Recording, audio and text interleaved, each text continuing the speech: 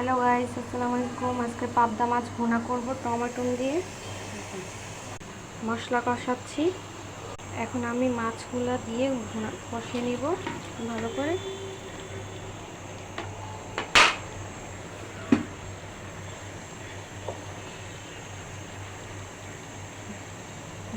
পাবদা মাছে ডিম হয়েছে, এখন এগুলো আমি দিয়ে দিচ্ছি কষানোর সাথে। এখন কষানোর সাথে কাঁচা পেঁয়াজ কুচি দিয়ে দিব, এটা কষবে।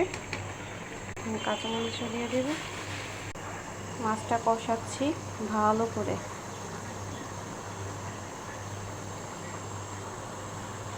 হয়ে গেল পাবদা মাছ ভুনা। প্লিজ একটা লাইক একটা শেয়ার করে দিবেন যদি ভালো লাগে আপনাদের।